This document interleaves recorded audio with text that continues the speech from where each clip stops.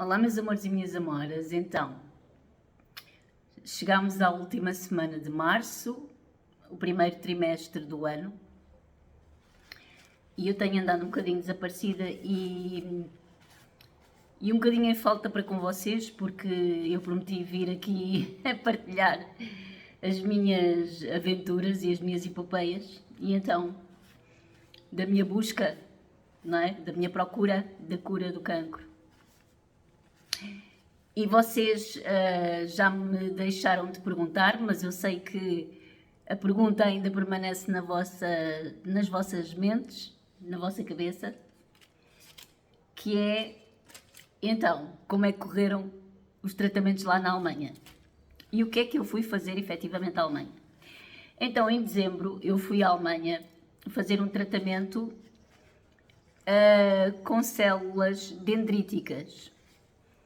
As células dendríticas é um conjunto de células que faz parte do nosso sistema imunitário e elas são, digamos, as conselheiras ou as orientadoras, as coaches. Elas são as coaches das células T. As células T são as conhecidas células killers, não é? As células assassinas. Porque quando nós temos uma infecção ou algo assim mais complicado para o nosso organismo resolver, são as células killers, que são a força do sistema imunitário. Portanto, faz-se conta que o sistema imunitário é um exército e as células killers são a força principal de combate aos vírus, às bactérias, aos fungos, aos parasitas e às infecções em geral, e a uma série de doenças, nomeadamente células cancerígenas. Já agora, eu não gosto muito da forma como a medicina alopática aborda o cancro e as células cancerígenas, porque as células cancerígenas são células que também fazem parte do sistema imunitário, ok? O nosso corpo tem uma inteligência superior, muito superior à nossa inteligência racional, e não faz as coisas ao acaso, não faz as coisas à toa. Todas as pessoas produzem células cancerígenas. E a medicina alopática trata das células cancerígenas e da produção das células cancerígenas como sendo algo terrífico, assustador. Mas a realidade é que as células cancerígenas fazem parte do sistema imunitário. E o que é que elas fazem? Quando nós temos o corpo muito intoxicado, principalmente com toxinas que o corpo não identifica, por exemplo, se nós temos potássio, ureia a mais no nosso sangue, no nosso organismo, isso são elementos naturais que o corpo identifica. Mas quando estão em excesso, tornam-se tóxicos para o corpo.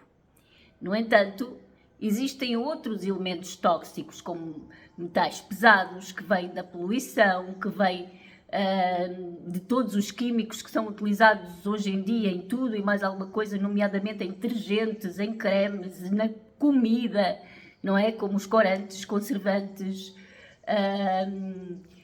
E, portanto, são nos medicamentos, os excipientes dos medicamentos, que são aqueles elementos que já não estão a ajudar o corpo a tratar nada, nem a resolver dor nenhuma no corpo, e que depois ficam acumulados no organismo. Porquê? Porque os rins e o fígado, que são os principais órgãos que eliminam esses elementos tóxicos, eles não reconhecem esses elementos tóxicos, então eles não sabem o que é de fazer. Alguns, o rim excreta, consegue excretar, outros não conseguem, e então, quando o rim não consegue, eles voltam para o sangue. O fígado, a mesma coisa, faz uma divisão dos elementos que são nutritivos e que têm que ir para o sangue e que vão alimentar e nutrir a pessoa, e dos elementos tóxicos que têm de ser eliminados. Mas estes elementos mais pesados, não é? Devido aos plásticos, imensos plásticos que têm aquelas microfibras, aos metais que nós utilizamos, sei lá, papéis de alumínio e coisas assim, tudo isso vai intoxicando o organismo porque o fígado não consegue fazer a distinção, então acaba por voltar novamente esses elementos tóxicos para o corpo.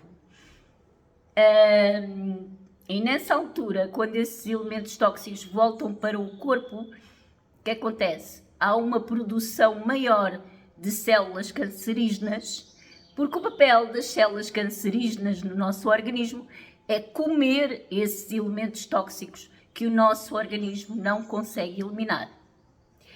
A questão é que depois o nosso organismo, se tiver um sistema imunitário forte, uma produção de células killers que consegue acompanhar no mesmo nível a produção das células cancerígenas, a seguir as células killers vão comer as células cancerígenas e fazem depois o seu ciclo de vida natural e são eliminadas naturalmente pela transpiração, pela urina e pelas fezes e pela respiração também, pelo corpo.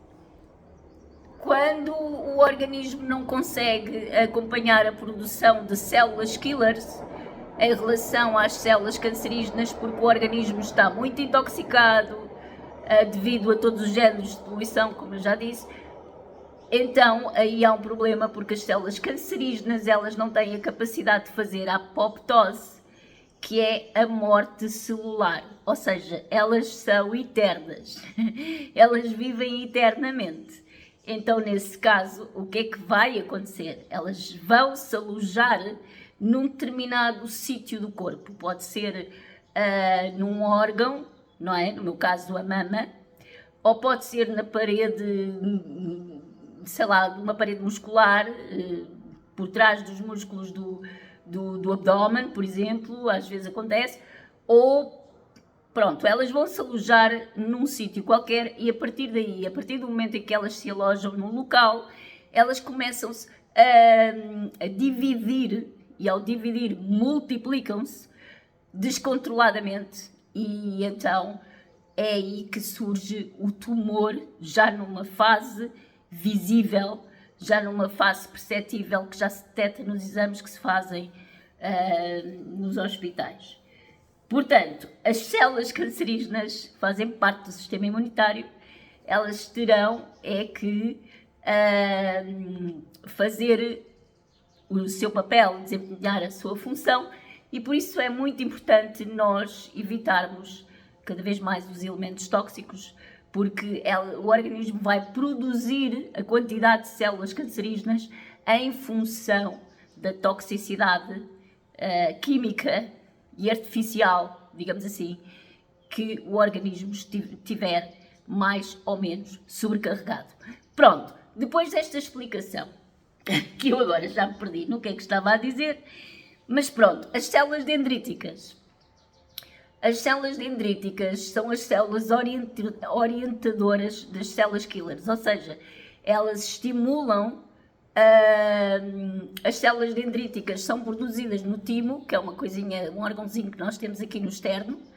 As células killers são produzidas na medula óssea e elas estimulam a produção de mais células killers quando é necessário haver essa produção. O tratamento com as células dendríticas é o quê? É uma colheita de sangue, bastante ainda, uma quantidade generosa, onde são extraídas as células dendríticas da própria pessoa e elas são programadas para orientarem depois em forma de vacina, é normalmente introduzido na pessoa, e então elas vêm com essa programação para orientarem as células killers a se focarem apenas no combate às células cancerígenas. Pronto. É um combate, efetivamente, é uma guerra, mas é uma guerra natural, é uma guerra, digamos, de honra e do próprio organismo. Portanto, é uma guerra que não inclui brutalidades de químicos, brutalidades de radiações e cortes e mutilações. Portanto, como a medicina alopática trata o cancro, não é? Pronto, é uma guerra natural que o próprio corpo faz. Então, o que é que isto significa? Significa que quando as células killers são produzidas, vamos imaginar que a pessoa tem uma pequena infecção escondida, por exemplo, num dente desvitalizado. É muito comum. Nós desvitalizamos os dentes e depois o dente fica ali lindo, bonitinho, a continuar a fazer a função dele. O dente está desvitalizado, nunca mais dói, não tem mau cheiro, não tem mau sabor e para nós está tudo porreiro. E para a maior parte dos dentistas também, e nem sequer há uma manutenção, nem uma vigilância relativamente àqueles dentes desvitalizados. Acontece que é muito comum, com o tempo, as pessoas ganharem infecções nesses dentes desvitalizados. Infecções que se alojam entre a raiz do dente e o osso craniano.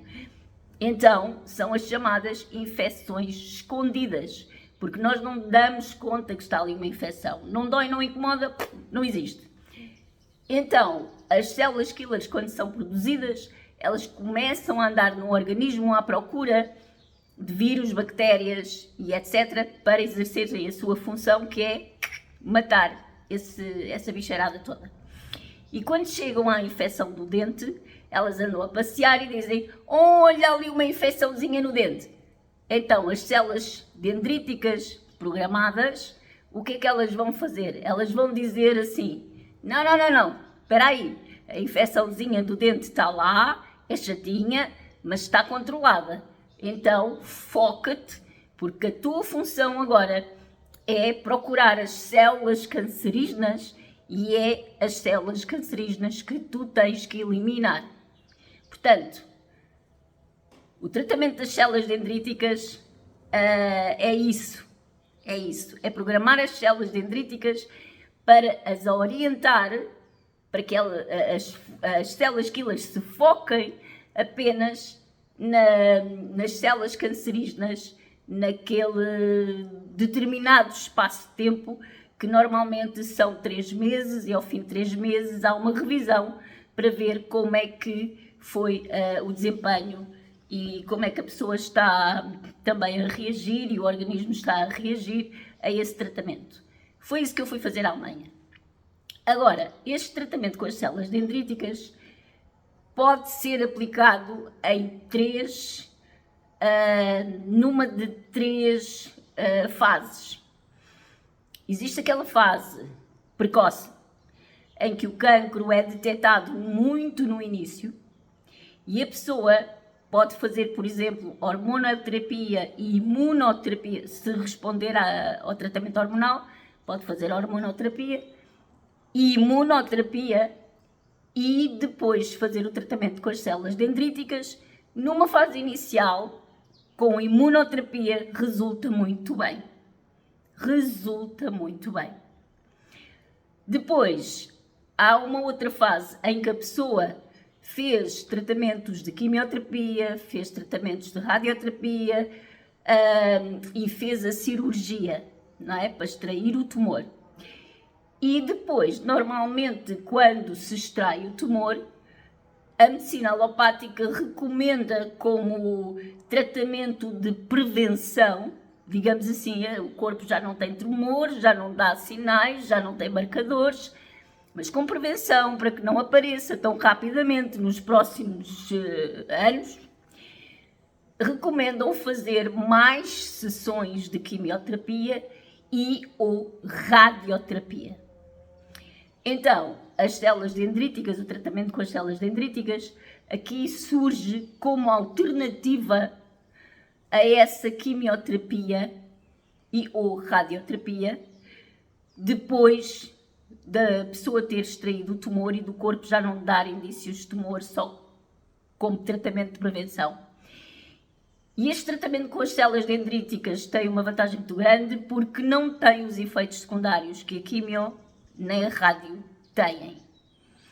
Portanto, é uma alternativa que estudos, inclusivamente que foram feitos, afirmam que até funciona melhor nessa fase. Chama-se tratamento neoadjuvante, que é para prevenir, que nos próximos 3, 5 anos, 10, eventualmente, o cancro não volta a aparecer. Depois, há uma outra fase em que se pode fazer o tratamento com as células dendríticas, que é quando o cancro já está numa fase mais avançada. O cancro já está, até em alguns casos, metastizou para outros sítios, que é o meu caso. Eu não sei se metastizou ou não, porque este médico é uma anedota, mas pronto. Numa fase mais avançada, em que o cancro pode ter metastizado, mas que já está mais adiantada e que já é mais difícil, o combate ao cancro, o tratamento com as células dendríticas funciona muito bem, mas tem de ser complementado a seguir com imunoterapia. Porquê? Porque a imunoterapia vai ajudar e vai potenciar ainda mais força nas células do sistema imunitário. Nunca, jamais com quimioterapia. Com radioterapia, não, embora se possa fazer, mas não é aconselhado, porque a radioterapia queima tudo também. Embora haja cada vez mais técnicas avançadas que só queimam mesmo no local do tumor, pelo menos é assim que eles dizem, eu duvido, mas porque as radiações permanecem no corpo da pessoa, portanto, não me venham com tretas. Mas com quimioterapia, nunca, jamais. Muito menos quimioterapia que rebenta com o sistema imunitário. É uma contradição, é um contrassenso. E eu, desde que vim da Alemanha, o meu médico, eu antes de ir, a doutora Catarina, como eu já mencionei noutras alturas, eu fiquei sem a minha médica em setembro. Fiquei com este médico, que é o senhor doutor professor, e ele insistiu em fazer-me uma quimioterapia que colocava as minhas plaquetas nas lonas. As plaquetas é um elemento do sangue que a função das plaquetas é tipo uma cola, não é? Que quando nós nos magoamos, fazemos uma ferida, essa cola junta-se, elas vão logo a correr para o local da ferida para colarem os tecidos e fecharem a ferida, para que não entrem bactérias, para que não haja hemorragias e etc. Portanto, é uma forma também de nos proteger, não sendo propriamente células do sistema imunitário, são células que fazem a parte da composição sanguínea e, portanto, também são muito importantes, a sua função é fundamental. Também como complemento a todo o sistema imunitário, porque todas elas, quanto mais fortalecidas estiverem, mais potenciam a força e protegem as outras células do sistema imunitário. Portanto, eu já de mim tenho tendência a ter plaquetas baixas. E esta quimioterapia que eu fiz até o mês passado, por insistência do senhor doutor professor, ela levou-me umas 3 ou 4 vezes ao extremo de não são sintomas, são efeitos secundários, que é outra coisa que a medicina alopática também baralha muito as pessoas. Sintomas é uma coisa, efeitos secundários é outra. Sintomas é o que a pessoa sente e que pode ser arrepios, pode ser uma febre, pode ser vômitos, como outras quimioterapias que eu já fiz que me davam vômitos, más disposições, enjoos. Isso são sintomas que podem advir de efeitos secundários. Os efeitos secundários são os efeitos reais que as radioterapias e as quimioterapias têm efetivamente nos órgãos, nos tecidos, no ADN, nas mitocôndrias e em todo o corpo da pessoa, que rebentam com tudo. Pronto. Então, os efeitos secundários desta quimioterapia que eu fiz era atirar-me com as plaquetas para as lonas, o meu sangue estava água e a minha pele tornou-se tão friátil que o próprio facto de eu vestir e despir a roupa fazia-me feridas na pele. E eu já há 1 mês e meio que foi a última quimioterapia que eu fiz e eu ainda tenho o corpo cheio de feridas. Eu de manhã, porque eu tenho a colostomia, eu durmo de costas, não é? De barriga para cima. E de manhã, quando eu acordava, a parte do pijama nas minhas costas estava todo cheio de manchas de sangue. Só de eu me roçar na cama durante a noite e com a roupa da cama e do pijama e daquilo tudo, a minha pele estava tão friátil que por tudo e por nada sangrava. Eu tinha hemorragias brutais e na hemodiálise era um carnaval. Quando eu fazia quimioterapia, passado 3, 4 dias, eu ia para o tratamento de hemodiálise e durante pelo menos uns 3 tratamentos, a equipa dos enfermeiros, a médica residente, deitou as mãos à cabeça que nem sabia o que é que havia de fazer. Eu ainda tenho a minha pele assim. Não sei se vocês conseguem ver, mas toda eu criei no meu corpo todo isto, devido à quimioterapia. Pronto, então, vocês perguntam-me, então contigo não resultou? É assim, conforme eu já expliquei, e acho que vocês já devem ter percebido, se vocês me perguntarem se o tratamento que eu fui fazer à Alemanha se resulta. Só que, dependendo da fase do cancro que a pessoa esteja a passar, se for numa fase mais avançada, esse tratamento a seguir tem que ser complementado com imunoterapia. E desde que eu vim, a primeira consulta que eu tive quando cheguei a Portugal, eu sempre falei, doutor, imunoterapia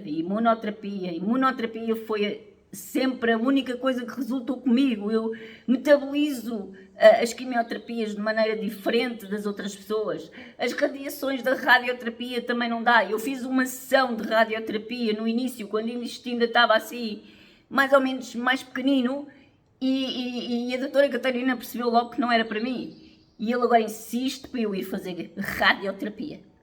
Entretanto, porque eu não tenho plaquetas, não tenho capacidade ainda de cicatrizar, o que aconteceu? O cancro extravasou. A nível celular e tecidual, o cancro extravasou para fora. Ou seja, criou ferida, que neste momento está necrosada, e eu tenho uma ferida aberta no peito. E ele quer que eu vá fazer radioterapia, que é para aliviar essa zona. E eu perguntei-lhe, doutor, mas levar com radiações agora, com ele, aqui com a ferida aberta, não vai abrir ainda mais a ferida? E a resposta dele é, vai, mas é daquelas coisas que primeiro piora e depois melhora. Meus amigos, vamos lá ter calma. É assim, esta frase que eu ouço muitas vezes dizer até noutros contextos, primeiro piora e depois melhora, a explicação dele é que a ferida vai abrir, porque leva com as radiações e é violento, toda aquela zona que está necrosada vai cair, e eu vou ficar aqui com um buracão enorme na mama, mas como as radiações queimam as células cancerígenas que estão lá dentro, supostamente depois, sabe-se lá quando e se, então é natural, a lógica é que depois comece a fechar e os tecidos voltem à normalidade. Pois é, isso se as células cancerígenas, entretanto, não ganharem resistência e não voltarem novamente e efetivamente deixarem o tecido restabelecer-se, e com as plaquetas nas lonas que eu ainda tenho, que nas últimas análises eu estava com menos de 60, estava com 58 plaquetas. O normal das plaquetas, o mínimo, é entre 150 e 170, dependendo de laboratório para laboratório. Há laboratórios que consideram 170 milhões de plaquetas o mínimo o máximo é 400, porque depois também há o perigo do sangue, se for acima de 400, do sangue coagular, portanto, nem tanto ao mar, nem tanto à terra, tem que haver aqui o equilíbrio é que faz a saúde. E então, eu tenho as plaquetas a 58. Portanto, nem um terço, tenho um terço abaixo do mínimo. Tenho menos de um terço abaixo do mínimo. E, portanto, ele insiste que eu duvido, sinceramente, com este nível de plaquetas que eu tenho, que a minha ferida a seguir, mesmo que mate as células todas, que não vai matar, que estão lá dentro, que a minha ferida se consiga depois fechar. Pronto. E é nisto que eu me tenho andado a debater. Tem sido uma luta infernal, porque a luta contra o cancro, eu vou deixar, então, só para não perder, correndo o fio à meada. Como eu estava desgostosa com este médico e com este desentendimento todo, porque tudo o que eu lhe pergunto, já no sentido dele estar a perceber que eu entendo alguma coisa da questão e que quero dar alguma sugestão e que também me baseio em coisas, porque eu já ando aqui há 4 anos, não é? A doutora Catarina seguiu-me, faz agora 4 anos, fez em janeiro 4 anos. Portanto, ele, quando vê que a conversa está a ir para uma determinada direção, ele começa logo a dizer-me que não. Ele diz-me, sim, tal, mas sabe, não. Imunoterapia, sim, mas você já ganhou resistência, não. Agora não. Agora é quimioterapia. E se você quiser imunoterapia, tem que ser com quimioterapia à mesma. E não sei o quê. Depois falei-lhe da hipertermia, que é um tratamento natural que consiste a pessoa estar a levar com ondas infravermelhas no corpo todo, onde a pessoa se põe toda dentro de uma máquina e atinge temperaturas acima dos 40 graus, e essas temperaturas elevadas com ondas eletromagnéticas faz com que as células cancerígenas rebentem. Portanto, é muito mais, tem muito menos efeitos secundários e é muito mais saudável, digamos assim, a hipertermia do que uma radioterapia. Não tem as consequências dos efeitos secundários que uma radioterapia tem, nem dá os sintomas que uma radioterapia dá. E eu falei-lhe na hipertermia e ele lá foi ver e diz-me, sim, mas não, você não está indicada, isso é como complemento à radioterapia. E eu, meu Deus, pronto, é escusado, porque tudo o que eu pergunto no sentido de estar já à partida também a dizer que tenho aquela preferência, o homem não respeita a vontade do doente. O homem não respeita a vontade do doente e a vontade do doente é um direito que o doente tem. Pronto, a realidade é que eu quis já sair deste homem e por isso eu tenho continuado à procura. Então, eu vi um documentário, um debate, não é? Com vários especialistas da área do cancro, não é? Nomeadamente a doutora Fátima do Champalimau e estava lá o doutor Miguel Abreu também na altura, ele agora está no IPO, na altura não estava, já não sei, era da Liga Portuguesa, acho eu. E estava o doutor Júlio Oliveira. Então, o doutor Júlio Oliveira é o diretor do IPO do Porto e ele, nomeadamente, já integrou estudos cá em Portugal com as células dendríticas e o IPO do Porto atualmente tem um centro de investigação extraordinário. O IPO do Porto está muito bem organizado, é um edifício moderno, tem nada a ver com o IPO de Lisboa. Agilizam muito rapidamente os processos e funciona tudo fluido, tudo muito fluido.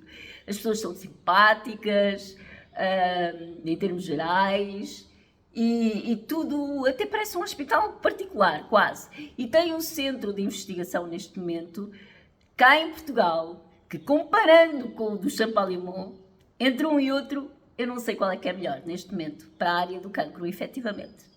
Pelo menos parece-me a mim que neste momento eles estão a desenvolver vários estudos, não é?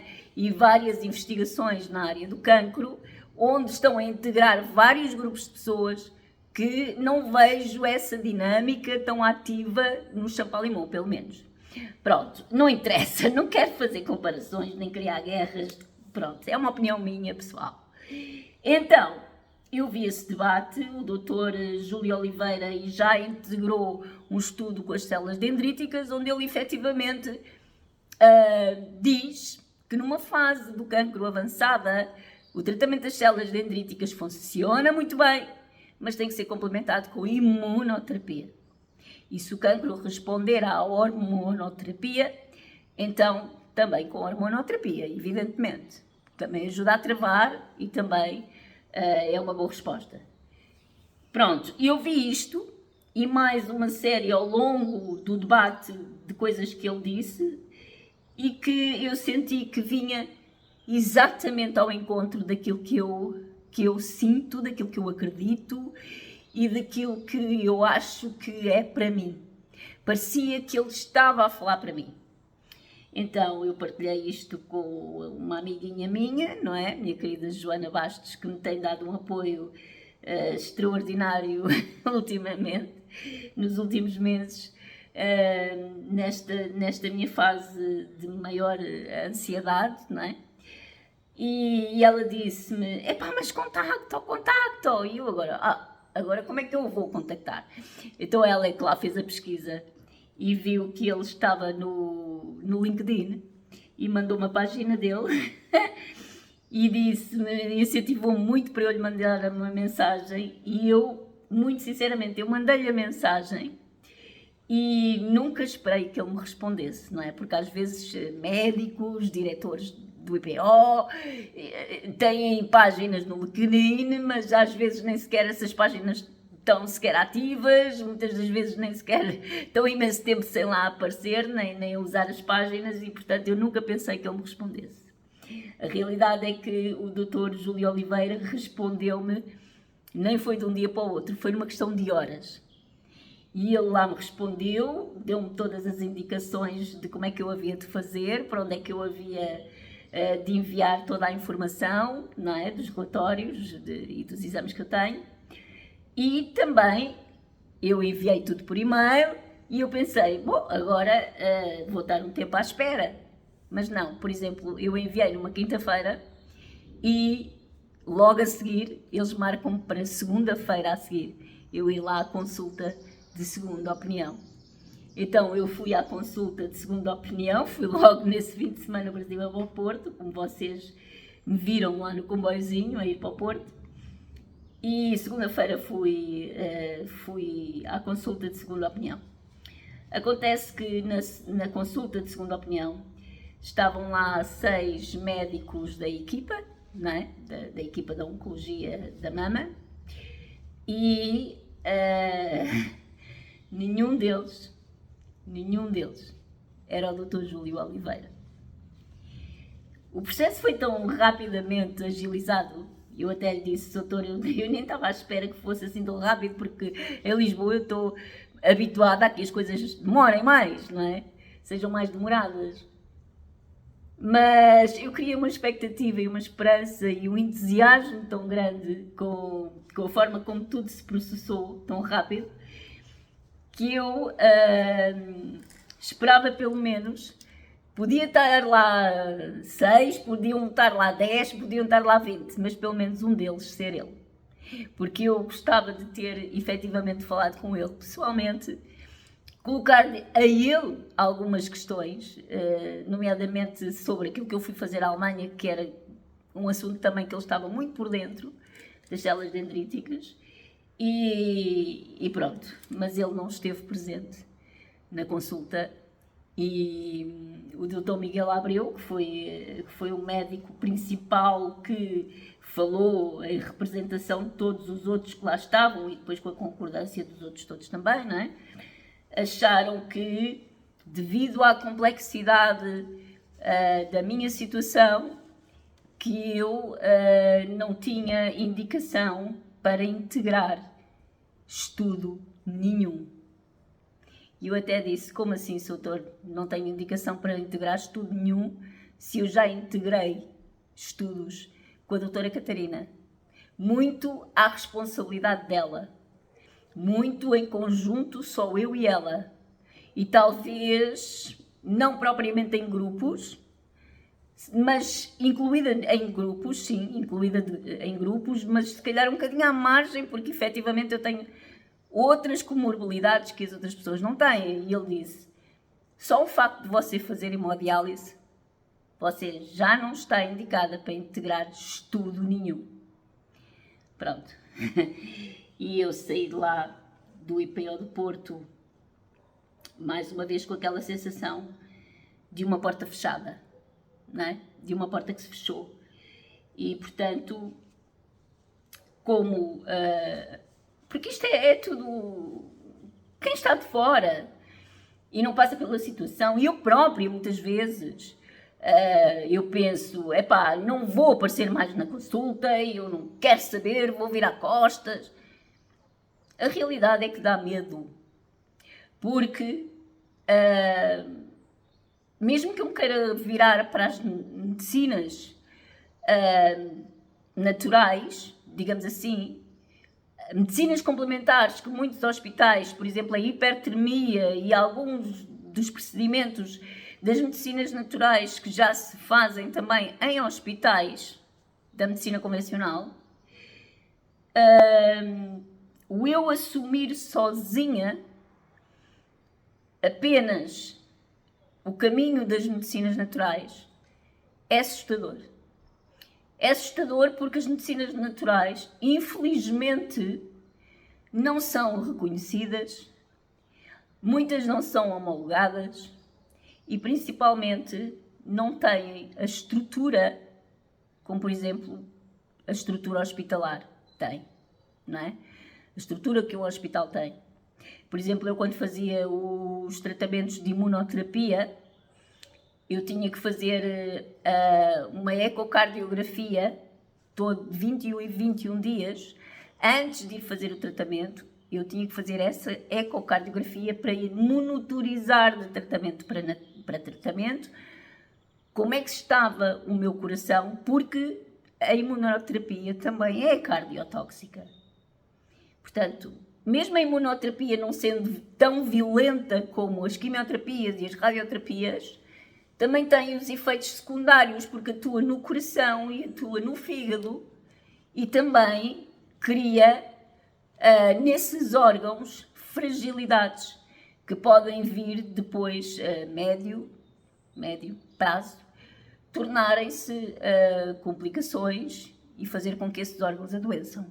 Portanto, eu quando fazia a imunoterapia, eu logo a seguir, a imunoterapia era um tratamento que demorava cerca de 15 minutos, uma injeção na perna que demorava 15 minutos a fazer, e depois a seguir eu tinha que estar entre 1 hora e 1 hora e meia sob vigilância. E é essa estrutura de vigilância, porque se eu tivesse alguma reação adversa, se eu tivesse algum efeito secundário a nível cardíaco, por exemplo, eu estava numa estrutura hospitalar que já conhecia os procedimentos da oncologia quando tratam as pessoas com imunoterapia e, portanto, ou seja, da parte oncocardiologia, seria a parte que me viria a assistir se fosse necessário. E as medicinas naturais não têm esse suporte, não têm esse apoio. Não têm essa estrutura. E isso cria uma insegurança muito grande, a pessoa assumir só por si própria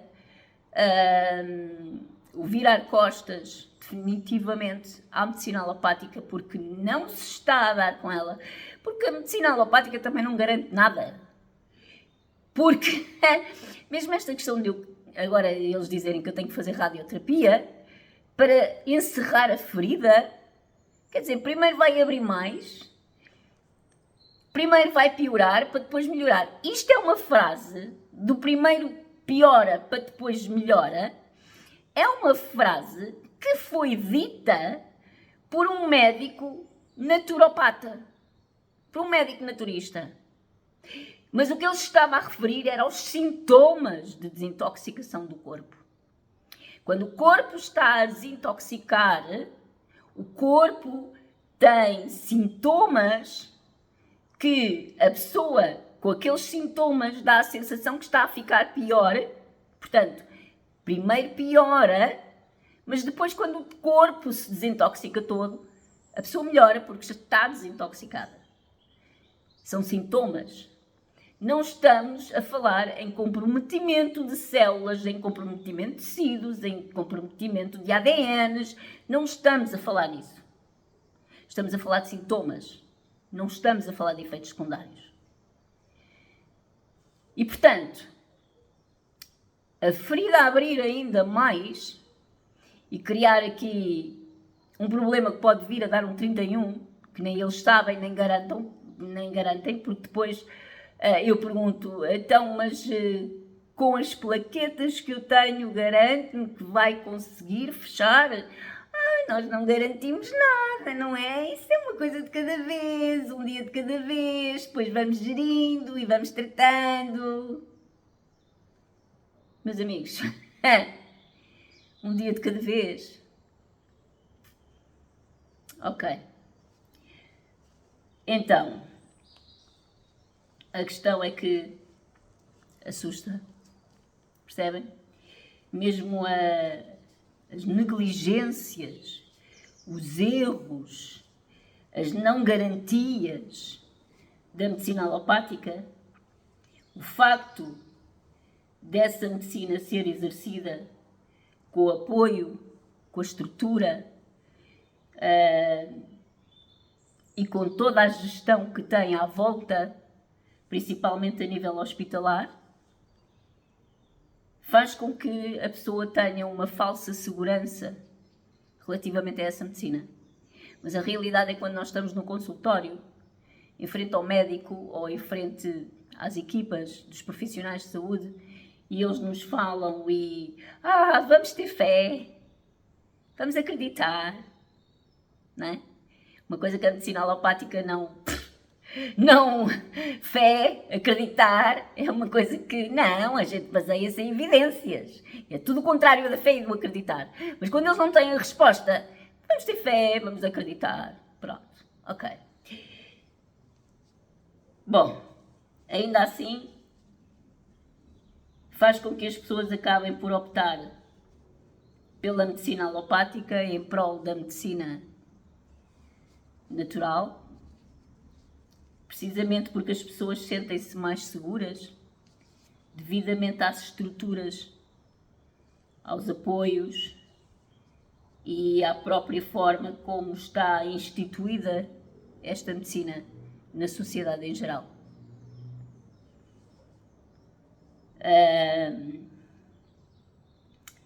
A porta fechada do IPO de Lisboa, do IPO do Porto, desculpem, a porta fechada do IPO do Porto, mais uma vez foi a minha querida Joana Bastos que me indicou este sítio aqui, lindo e maravilhoso, como vocês podem ver esta paisagem aqui atrás de mim, espetacular, e que também serve para eu descomprimir um bocadinho, porque estes 3 meses têm sido uma exaustão. Não é uma exaustão só com o meu corpo, não é uma exaustão de combater o cansaço crónico, de ter que gerir todas as multiplicidades que eu tenho, não é? Desde a hemodiálise, a colostomia e o cancro. É uma exaustão desta luta de desentendimento que eu tenho com este homem.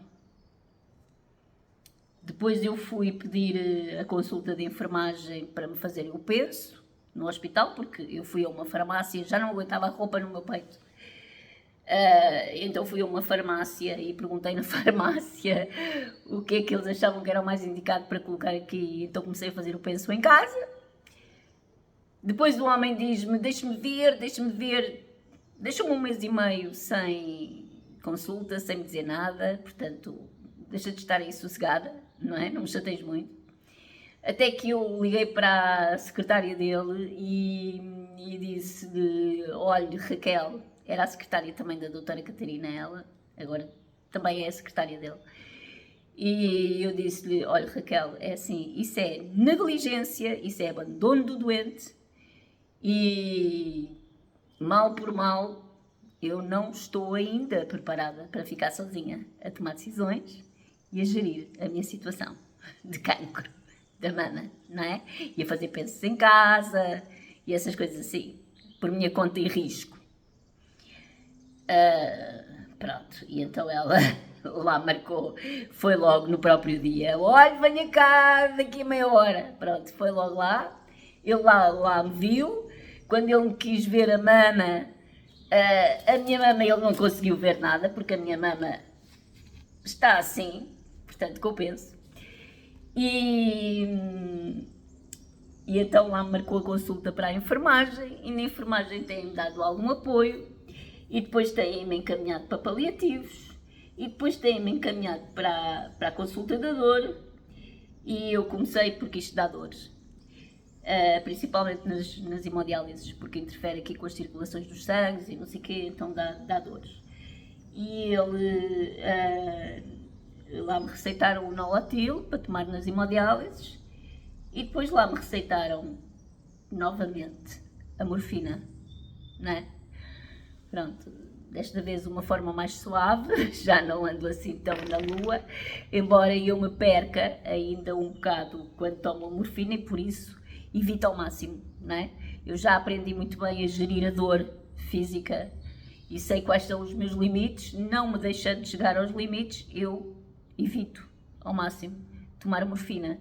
Só quando preciso mesmo descansar, porque eu neste primeiro trimestre eu tive uns 3, 4 momentos em que eu me senti, pela primeira vez na minha vida, a chegar ao burnout. Eu não sabia o que era o burnout. Eu agora já sei o que é o burnout, porque eu tive uns 4 momentos neste primeiro trimestre de vida e isto tudo, e não só.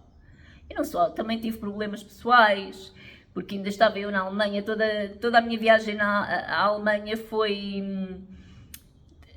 Eu chamo-lhe aventura porque eu sou muito bem disposta e muito positiva e gosto de encarar as coisas assim, é uma aventura e consegui ultrapassar os desafios e tatatá. A realidade é que eu andei a estruturar esta viagem durante 1 ano, quer a nível de planeamento, de procedimentos, de gestão, quer a nível financeiro do investimento que eu tive que fazer, não é? Que foi assim uma coisa extrapolada que eu nunca fiz assim na minha vida, um investimento destes, pelo menos em saúde. Portanto, 1 ano era para que as coisas corressem todas direitinhas, em que eu queria ter falado antes de ir com a doutora Catarina, para que ela estivesse preparada para quando eu viesse, para que depois se agilizasse tudo entre Portugal e a Alemanha, entre ela e a equipa de lá, e que tudo corria lindamente, não é? Sobre rodas. E depois não foi nada disso. O próprio dia da ida foi exatamente no dia em que caiu o nevão, em Munique. Munique, a Alemanha tem 3 ou 4 cidades que têm aeroporto. E de todas as cidades que têm aeroporto, Munique é que fica mais a sul. Vamos supor, aeroporto Faro, não é? Algarve, Munique. Depois Lisboa, Berlim. Depois Porto, não sei quê. E depois não sei quê. Ou Lisboa, Frankfurt. Porto, Berlim. Depois não sei quê. Pronto, Braga. E de todos, a que está mais a sul, Não nevou em lado nenhum. Nevou em Munique, que é a mesma coisa que dizer assim, olha, agora vai cair um nevão no Algarve. Qual é que é a probabilidade disso acontecer? Depois encerraram o aeroporto devido a isso, certo? Lá em Munique. Cancelaram os voos todos. O meu voo era ao meio-dia, ou seja, o voo das 10h30 ainda voou. O voo anterior voou. E foi precisamente no meu. Cancelou. Pronto, e a partir daí, porque eu já tinha tudo marcado, não é? Principalmente estava preocupadíssima que era um sábado, não conseguia falar com os serviços administrativos, não conseguia falar nada, alterar nada, nem cá em Portugal, nem lá na Alemanha. E portanto foi um autêntico inferno. E eu meti na minha cabeça, tive ali 1h30 bloqueada a ver as pessoas ali no corredor das chegadas e partidas, não é? Onde se misturam. De um lado é as partidas, do outro lado é as chegadas, e elas todas a correrem de um lado para o outro. Eu só via tudo em câmara lenta, porque a minha cabeça estava lenta, não é? Eu fico bloqueada, fico petrificada, não consigo pensar em nada, não consigo reagir, é um blackout total. Pronto. E depois olho para o lado e vejo Agência Abreu. Portanto, fui pagar o dobro por um bilhete só de ida daquilo que eu tinha pago para um bilhete de ida e volta. E depois foi todo um conjunto de peripécias, porque, ok, agora vais voar para Frankfurt. Frankfurt fica a 400 km de Munique, mas há lá um comboio tipo Alfa pendular, tu apanhas para aí em 5 horas já estás em Munique.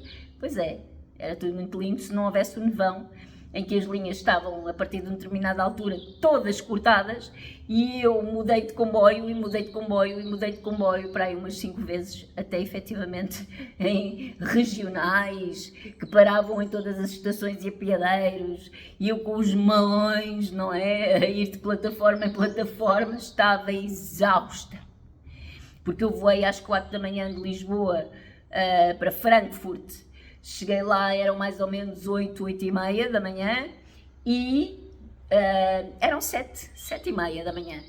E cheguei a Munique às 11 e tal da noite, depois de um dia completamente exausto. E na Alemanha, às 5 da tarde já parecem 10 da noite. Já está tudo noite cerrada mesmo. Portanto, foi assim uma aventura para contar, para escrever um livro um dia destes. E depois a vinda lá foi mais programadita, não é?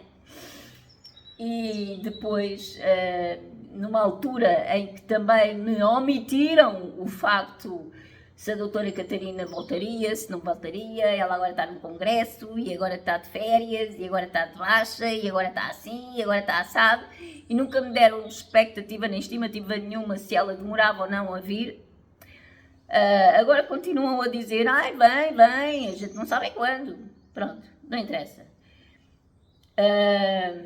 Já me disseram que ela está de licença de parto, já me disseram que ela foi não sei para onde durante um tempo fazer lá uns intercâmbios. Não me interessa. Interessa que o meu seguimento no Hospital da Luz não é o meu caminho.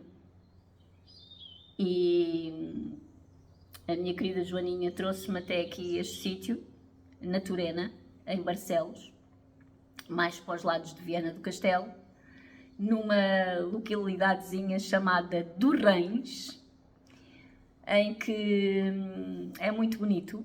Estas vilarinhas todas que existem por aqui são muito lindas. E este sítio tem uma clínica do Dr. André Amorim, que é médico, ele é médico da medicina alopática, mas também tem formação em medicinas naturais, não é? Como parte de medicinas complementares, como nos hospitais lhe chamam.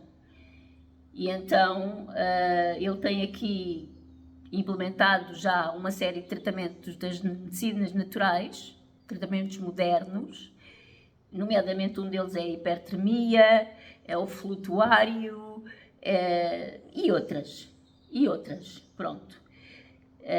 Não quero estar a falar muito porque ainda não tive consulta com ele e, portanto, também não sei ainda muito bem, assim mais especificamente, para vos também poder transmitir e dizer.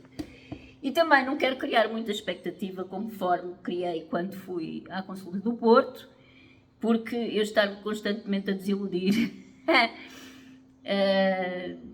não é bom para a minha cura, não ajuda, só me faz com que eu adoeça ainda mais, porque o cancro é multifactorial e, portanto, ele expressa-se muito no corpo, mas ele também tem origens emocionais, psíquicas e espirituais até. E pronto, era este update que eu estava em falha para com vocês e que vim agora aqui atualizar. E eu vou continuar à procura da cura do cancro da mama. É assim, uma das coisas que, quando fecham a porta na cara, eu às vezes fico muito em baixo, fico petrificada, não reajo e parece que fico morta. Fico assim, tipo, morta, estátua mesmo, tipo... Mas depois, há lá um dia em que eu, não. Então, eu sei, eu acompanhei o processo da minha mãe. A minha mãe começou a decair no cancro da mama, do processo do cancro da mama dela, precisamente quando lhe trocaram de médico, que ela estava com um médico com quem se entendia e adorava aquele médico, porque ele escutava, dava-lhe a atenção que ela precisava e entravam em acordo e depois, de repente, sem lhe dizerem nada, mudam-no para uma médica que é uma barreira, um muro intransponível, uma pedra, tipo este. E a partir daí, o processo da minha mãe foi só cair. Porquê? Porque as pessoas desistem. As pessoas desistem quando a medicina desiste delas. As pessoas não morrem do cancro. O cancro não mata ninguém. O que mata é as pessoas entrarem em processos e procedimentos de desentendimentos, de desesperança, de tristeza profunda, depressão, ansiedades enormes, burnouts, como eu tive. E as pessoas morrem porque acabam por se cansar e desistem. E elas desistem quando veem que a medicina alopática já não tem mais resposta para elas. E quando a medicina alopática não tem resposta, a medicina alopática atira para um canto e desiste das pessoas. E foi exatamente essa a mensagem que eu mandei ao Dr. Júlio Oliveira do IPL do Porto a seguir, depois, 2 ou 3 dias depois de ter vindo lá, desanimada. E eu vou reproduzir essa mensagem escrita num post que eu vou deixar aqui. Ok? Portanto, meus amores e minhas amoras, muito obrigada por vocês estarem aí desse lado, vocês terem-me dado também uma forcinha com as vossas palavrinhas, com o vosso amor, com o vosso carinho, com a vossa amizade, com a vossa preocupação, sempre a perguntar: então, mas como é que tu estás? Já há tanto tempo que eu não sei nada de ti, temos que combinar um cafezinho, temos que combinar um almocinho, temos que estar juntos, temos que isto, temos, sim senhora, e vamos programar isso tudo. Uma a uma, as pessoas todas que fazem parte da minha vida, e vocês sabem quem são, cada uma à sua maneira, cada grupo com o seu lugar na minha vida, nomeadamente na área dos negócios e do empreendedorismo, que eu não tenho conseguido ter cabeça para tocar sequer, nem sequer para ouvir falar em nada disso, porque eu precisava tanto, e eu já... Quando programei esta viagem, eu programei efetivamente, primeiro trimestre para me começar a organizar e tal, ir-me organizando e as coisas deverão correr normalmente, se correrem a nível dos tratamentos normalmente, então organizar também e rever tudo até ao final do ano para compensar um bocadinho também do investimento que eu fiz na minha viagem à Alemanha e para também ter algum financiamento também para algum tratamento, olha, como isto aqui, se for necessário, ou outro sítio qualquer, onde seja for, que seja para ir e fazer. e eu não tenho conseguido organizar nada a nível de negócios, não tenho conseguido organizar nada a nível de gestões, nem de planeamentos de projetos. E o meu primeiro trimestre foi completamente um blackout, mas eu sinto necessidade muito dessa área, porque essa área também me mantém viva e ativa e me faz sentir pessoa, faz sentir humana, e porque isso faz parte da vida, não é? O trabalho, os projetos, os negócios fazem parte da vida da pessoa e fazem parte da minha vida. Foi uma opção que eu tive. Eu podia trabalhar por conta de outra e estar 3 anos de baixa, uma coisa qualquer, mas eu sou uma empreendedora desde 2006 e eu sempre tive espírito de empreendedora, desde sempre, não é? Mesmo quando trabalhava para outras pessoas, para outras empresas. Portanto, essa parte não pode ficar de lado, eu sinto falta dessa parte. E acho que está na altura, efetivamente, de decidir. E olha, eu, sinceramente, gostava de ter uma estrutura ao nível dos hospitais e da medicina alopática, até porque na parte da hemodiálise, na parte da colostomia, que também já não sou seguida desde a pandemia, Santa Maria também me deixou assim, sem consulta até hoje, ainda estou à espera, pronto, não interessa. Mas, porque isso transmite segurança a uma pessoa. Mas se eu tiver que assumir por minha autorrecriação, eu também sei que corro riscos e que tenho que balancear muito bem esses riscos e ver quais são os riscos que eu estou disposta a correr, não é? Que riscos é que eu quero, que riscos é que eu estou disponível a enfrentar, quer seja num tratamento, quer seja noutro, não é? Porque fundamentalmente era isso que eu falava com a doutora Catarina. Então, e a quimioterapia não tem riscos? Tem. Radioterapia não tem riscos? Tem. Imunoterapia tem riscos? Pois, e o resto não tem riscos? Tudo tem riscos. Tudo provoca efeitos secundários. Não é sintomas, é efeitos secundários. Então, eu, como doente, com o direito que eu tenho à escolha e à minha vontade de doente, eu, sendo informada, estando lúcida e consciente, eu acho que cada um de nós tem o direito à opção de decidir que riscos é que quer correr. Que riscos em tratamentos, que riscos em formas de estar, que riscos em procura de alternativas ou não é que quer correr. E é isso que eu tenho que ponderar também muito bem. Pronto. Vamos despedir novamente. Um beijinho muito grande para vocês. Obrigada por estarem aí desse lado para me ouvir prematurar. E eu vou-vos dando aqui uns lamirés de vez em quando, assim, sem comprometimentos de datas nem de X em X tempo, não. É quando eu sentir que devo vir aqui falar e partilhar um bocadinho com vocês, na certeza, porém, de que eu virei e que vou continuar à procura da cura do cancro. Quando eu tiver uma resposta um bocadinho mais sólida daqui do Dr. André, eu depois, quando eu sentir que deverei partilhar isso com vocês, eu também virei aqui partilhar. Tá? Gratidão. Um beijinho muito grande. Fiquem bem. Até já.